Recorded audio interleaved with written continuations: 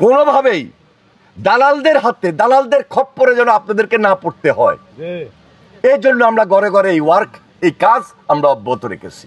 এই গণপ্রজাতন্ত্রী বাংলাদেশ সরকারের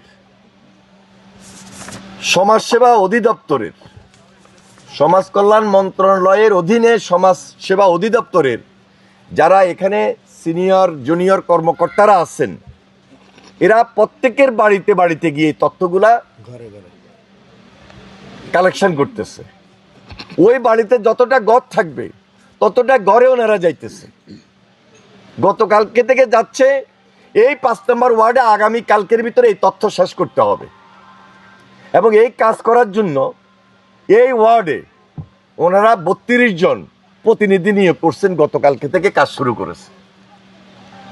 তাহলে একটা ঘরকে, একটা পরিবারকে সরকার তারেক রহমান কতটুকু গুরুত্ব দিতেছে, এই কথাগুলোর মধ্যে এই ফরমের মাধ্যমে এই যে ঘর থেকে যে তথ্যটা উঠে আনতেছে, এখান থেকে বোঝা যায় তারেক রহমান ঢাকায় আছেন।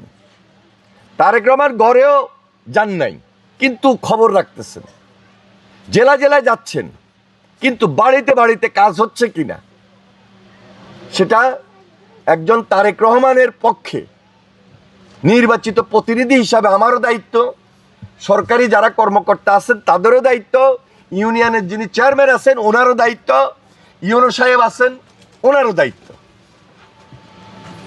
আমরা যেন প্রত্যেকটা ঘরে ঘরে গিয়ে স্বচ্ছ জিনিসটা পাই, প্রকৃত তথ্যটা উঠে আনতে পারি। কোনোভাবেই দালালদের হাতে, দালালদের খপ্পরে যেন আপনাদেরকে না পড়তে হয়, এই জন্য আমরা ঘরে ঘরে এই কাজ আমরা অব্যাহত রেখেছি। এটা পরীক্ষামূলক, এটা প্রাথমিক, এবং প্রথম 2 মাসের মাথায় এটা তারেক রহমানের আন্দোলন, তারেক রহমানের বিপ্লব।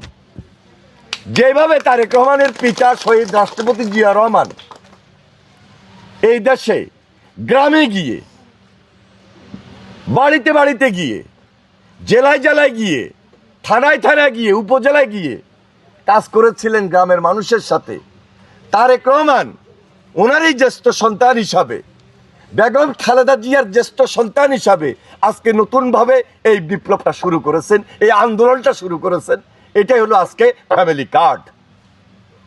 এই ফ্যামিলি কার্ডের মাধ্যমে একটা পরিবার 2500 টাকা মাসে পাবেন।